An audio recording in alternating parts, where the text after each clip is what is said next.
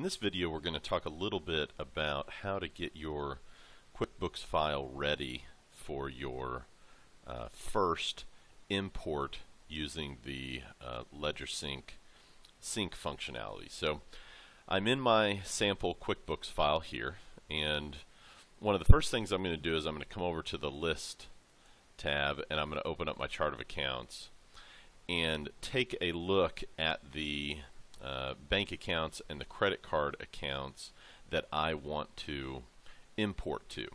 And one of the first things you'll notice is there's a couple of accounts here that have this little lightning bolt next to it. And what that means is that at some point, maybe not recently, but at some point this account had been set up for the online banking functions and is thinking that you're going to use those old ways of doing it. Perhaps you were downloading from the bank, perhaps you're using Direct Connect or something like that. So the first thing I have to do is get rid of these. So I'm going to come in here and I'm going to right click and I'm going to click Edit Account.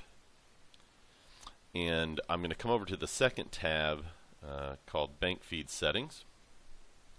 You can see that it's activated and it's got the financial institution, the account ID, all of this. I'm going to click on this Deactivate All Online Services because whenever I start using the file from Ledgersync, I want to be able to choose this and kind of set it up to where it knows that you're going to be syncing it with Ledgersync from now on. Watch what happens when I click this. Gives me a warning. It says you can't disable this because there are downloaded transactions that need to be added to the register. Now, if there weren't downloaded transactions, it would let me do this. I just hit save and close and it gets rid of that lightning bolt and you're ready to go. But in this case, I need to go do something else, and I'm going to show you what I need to do. I'm going to click OK, and I'm going to come over to the Banking tab, and I'm going to go into Bank Feeds and go to the Bank Feeds Center.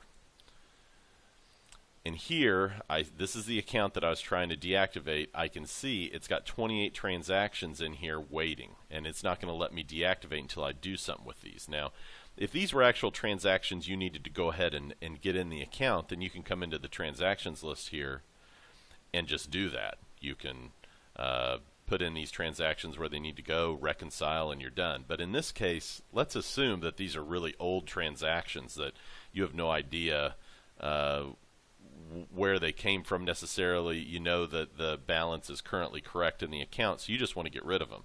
So I'm going to come over here to this checkbox. I'm going to check all of them. I'm going to come to Batch Actions, and I'm going to click Ignore. Sure you want to get rid of all these? I'm going to say yes. Now I can close this. I see now that there's no transactions in here. I can close this. And now I can click Deactivate, save and close. It says I've just disabled the online banking features. And this is what we want. We don't want that lightning bolt. It used to be right here. It's now ready for me to start importing from Ledgersync. So you want to do that to any accounts that might have these lightning bolts next to them. The next thing I'm going to do is I'm going to take a look at the account. Let's go into this checking account here. And I'm going to make sure I know when the last transactions were. Typically, probably, they are the end of the month, whatever the last month of work that was done in them.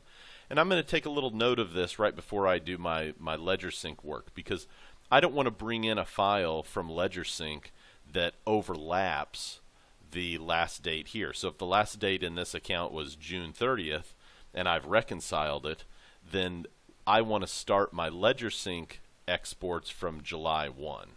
And just watch that a little bit, because if you start to overlap these and this is a reconciled account, QuickBooks is going to think those old transactions. Let's say you've tried to do an import from June 1st. All these transactions here are going to get doubled up because QuickBooks does not know that it should have matched them because you've reconciled the account already. Now, technically, if you hadn't reconciled the account, there's maybe a pretty good chance that QuickBooks would recognize it, but in most cases, you've probably reconciled from the last time you were doing the work. So just make sure you make a note whenever you start your Ledgersync exports that you want to start from this date here, and you want to start from July 1 to where you don't get any kind of overlapping.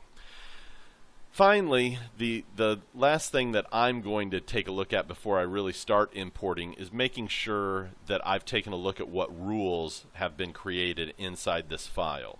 Rules are what helps us once we start sending Ledgersync imports into QuickBooks to code our transactions for us, but I want to know what rules have already been made because they may not be the rules that I really want in there. So again, I'm going to come to Bank Feeds, and I'm going to open up the Bank Feeds Center here.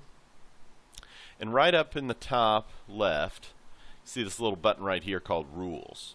I'm going to click in here. And I can see that there are two rules. Now there's one that's default, which is called Never Automatically Create Rules, which is the rule that tells QuickBooks, ask me about all rules. So that's always going to be there. But I also see this one that says, if description contains Shell Oil, then rename the payee Shell and categorize the account to insurance expense gas. If I don't want this rule in here, I can come in here and edit or delete that rule. If I want to leave it, you can just leave it in there, but sometimes you can come into these rules lists and see tens, if not 100 different rules here, and if you start doing imports, it's going to start using those rules regardless of whether they were made 10 years ago or yesterday. So just come in here and make sure you know what the rules are. If you don't like any rules, just delete them. I can delete this guy right here. Sure you want to delete this guy? It says yep, and I can kind of start off with a blank slate to where when I do my first import, it's going to ask me what kind of rules I want to make, and as I go along I can make them, and every time I log back into QuickBooks, those rules will take over and help me do my coding.